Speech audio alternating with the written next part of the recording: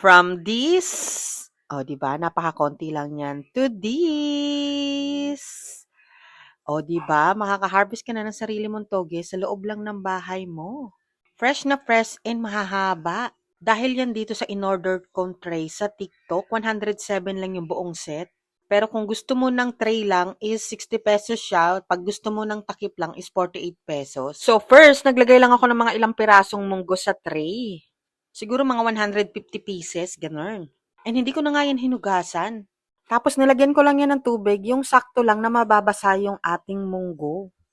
Wag yung sobrang dami na talagang lulubog ang ating munggo, yung tama lang na mababasa siya. And then ayan, pinantay-pantay ko lang yan dyan, tsaka chinek-check yung tubig kung gaano kadami. Tapos ayan, lalagyan natin yan ng tissue sa taas. And then takpan na natin. Ito ang ating first day.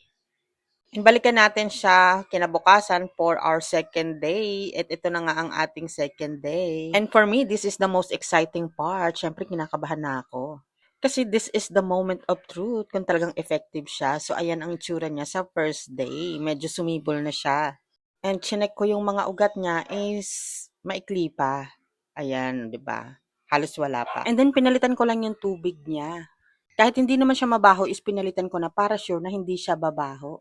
And binalik ko lang yung pinantakip ko na tissue. Pwede nyo naman palitan if bet nyo. And then, ayan, ibabalik ko lang siya sa kanyang pinagtaguan and waiting for our second day.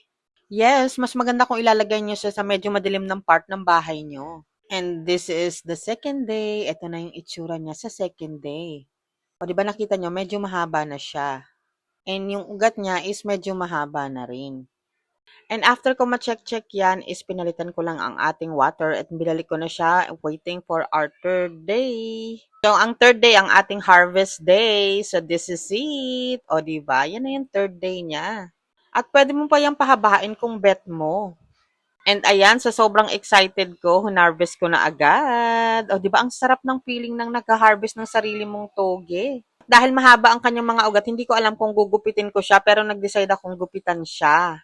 Comment nyo nga kung ginugupitan to. Hindi ko kasi sure. Pero pag bumibili ako, hindi naman ganito kahaba. Pero sure naman na nakakain din yan.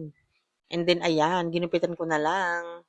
O, di ba perfect na perfect to kung meron kang business na fried noodles or lumpiang toge, hindi ka na maghahanap sa palengke. Sobrang mahal kaya nito. Yung ginamit nating munggo is wala pang 5 piso yun, pero ganito na siya kadami. Sa palengke is mga nasa 50 pesos na to, 40 to 50 pesos. And hindi pa ganun ka-fresh. Ito talaga is fresh na fresh. Tingnan nyo naman, malutong na malutong yan. Kaya kung bet mo rin, click the yellow basket, kaso pre-order siya for 30 days. Pero okay lang yun, darating din.